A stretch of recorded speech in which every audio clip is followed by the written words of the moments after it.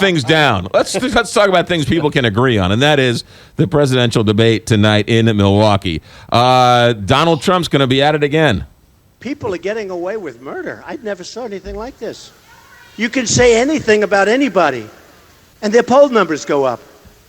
No matter what you do. If you try and hit your mother over the head with a hammer, your poll numbers go up.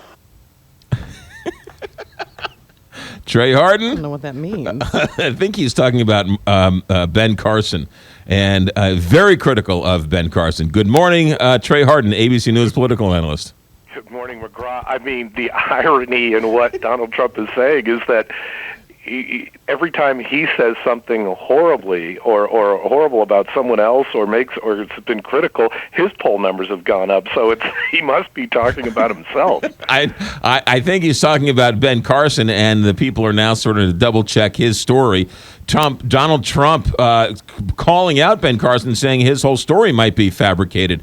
How much of this, Trey Harden, is legitimate, and how much of this is trumped up, and how much of this is Ben Carson has to realize he's playing with the big boys now? It all can be simplified with this. He and Trump are novice political candidates, and this is the beginning of the end for them that we've talked about, that they're not going to be around early next year.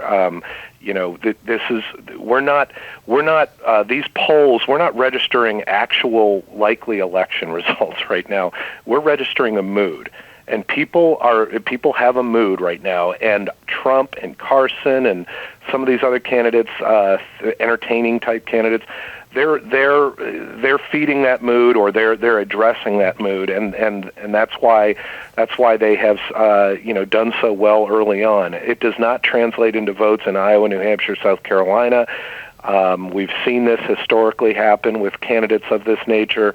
We're going to get to some more serious candidates in January, February. Now, who those candidates are, that's $1 million question, because frankly, I don't think there's a lot of momentum on the more substantive candidates. But this is purely the Carson stuff and the Trump stuff. It's purely examples of novice candidacy and novice politicians. But right now, people like the fact that they are not career politicians. But clearly, it's impacting how they run their campaigns.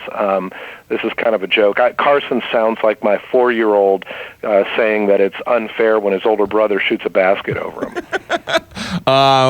Of all of the real candidates, Marco Rubio seems to be gathering some steam. Would you agree with that? Without a doubt, and it's just, again, you using the word irony. I mean, if you remember when we talked about this almost 9 months ago, when people were saying, well, it's not Rubio's time because his mentor, quote unquote, Jeb Bush is in front of him, and he's going to have to just wait his turn. I mean, it's not a matter of grasshopper taking the pebble out of the hand. Grasshopper's keeping the pebble, because he is far a better candidate than Jeb Bush. I think people are saying, oh well, we want the debate that's going on tonight in Milwaukee. I mean, people want to hear what Jeb Bush has to say. He's got a rebound. I don't think it's possible. I think he sticks around because he's got the money, but I think he's a bad candidate. And I think that his brother, maybe not as smart as him or as intellectual as him on the issues, was a lot better candidate because of his style, his personality, and his relatability, and his ability to kind of fire people up. But that's not happening with Jeb Bush, and Marco Rubio, I think, is benefiting from it. Marco Rubio, in his own right, is a very good candidate, and he's handling himself very well, and I suspect because of that, he's going to be around at the end, and he may start stealing some of Jeb Bush's money and endorsements and support come January and February, and really be a contender. Trey Harden, ABC News political analyst. Trey, thanks for checking in.